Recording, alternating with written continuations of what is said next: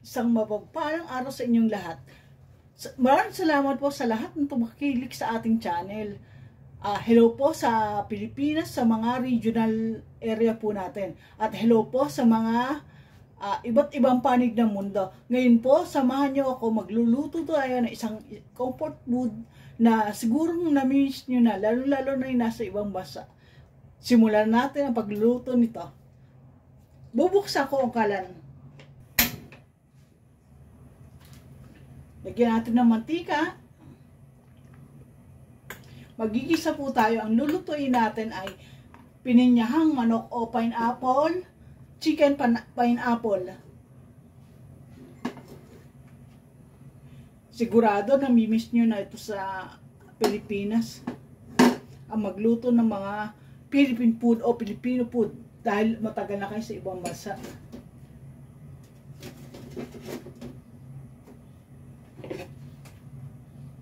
Unahin natin ang bawang.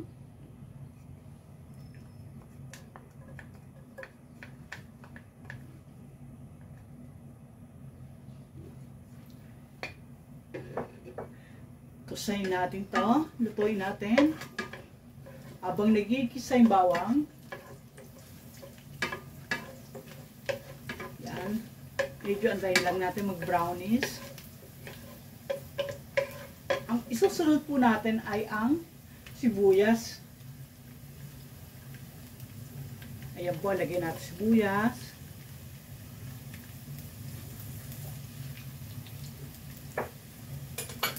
Haluin natin.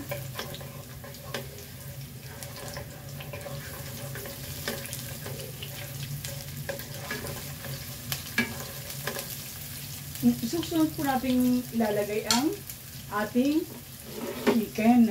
Yung chicken po, isasangkot siya sa sibuyas, bawang para po lagyan po natin ng asin ang ating sinasangkot siyang manok para hindi na tayo maghahabol ng lasa sa huli. Di habang sinasangkot siya po natin to, yung ibig sabihin ng sangkot siya ay kasama na po ang sibuyas, ang bawang at ang manok. Medyo lalaksan po natin ang apoy natin. Lalagay ko na po yung nakuha nating juice sa pineapple na binili natin. Para po makulo na po siya. Ito na po. Hintay po natin siya maluto. Tatakpan po natin. Siguro po mga 5 minuto lang to. Maluluto na tong chicken. Tatakpan po natin pero hindi po yung takip na takip. Medyo nakakasingaw po ng konti.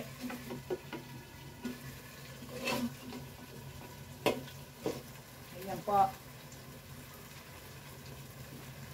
Ngayon po, ibubuksan na natin ang ating chicken. Check natin kung luto na ang mga chicken. Babalik na rin natin.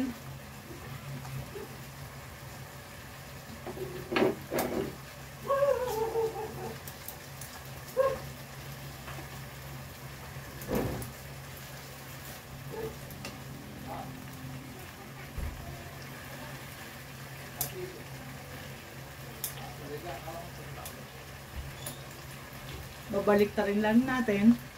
Ilalagay na po natin ang gatas.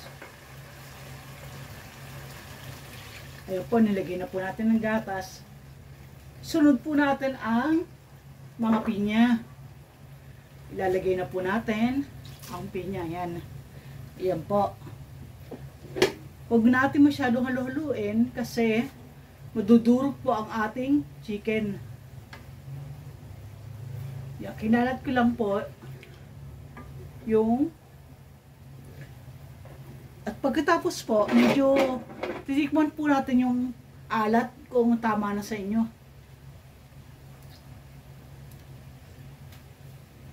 Dadagdagan ko po ng konting asin.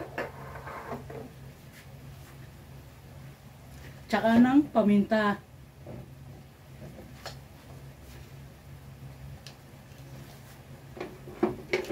Mahirap po kasi sa huli kung maghahabol pa tayo. Dinagdagan ko na po ng asin. Iligyan ko na rin ng lalagyan natin ng paminta.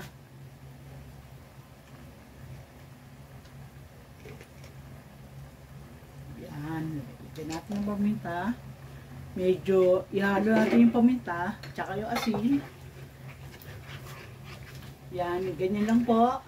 Dahan-dahan. Kasi ang ating chicken ay sensitive. Baka natin mahalo, madurog yan. Titikman ko po uli.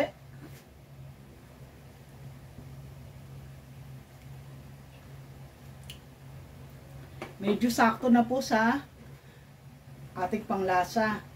Ito pong pickles, lalagay ko na rin po. Ito po yung pickles. Kalahati lang po nung binili ko.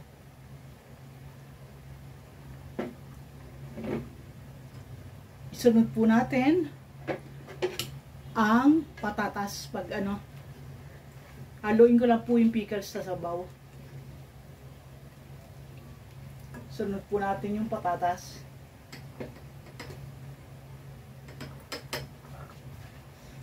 Ito po yung patatas, lalagay ko na po. Tapos po, ilalagay natin ng carrots. Ayan po, maganda yung kulay ng ating pininyahang manok. Medyo hintay natin maluto yung patatas para po mapatay na natin yung apoy mamaya. Kasi naglalasa na po yung nilagay natin, templado na po siya. Tatakpan natin ng kalahati uli. Hintayin natin kumulo. Siguro ho, mga 5 minuto lang, na yan. Bubuksan na po natin ang ating may cover ng chicken pinya. Pineapple chicken. Luto na po ang ating mga gulay. Katulad ng patatas. Luto na po yung patatas natin. Tsaka ng carrots, ang ganda po ng kulay. Ilalagay ko na po itong sili. Ilagay po natin sili.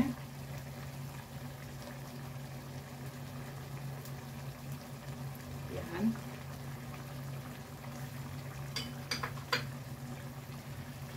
Medyo halu-haluin lang natin habang kukulo. Ganda po ng kulay, Lagay po natin ng butter. Ito po yung huling-huling ilalagay natin. Medyo matutunaw po yan kasi kumukulo po ang ating chicken. At maraming salamat po sa mga taong pumupunta sa ating channel na FB, sa ating Instagram, Twitter at TikTok. Salamat po. Hanggang sa muli.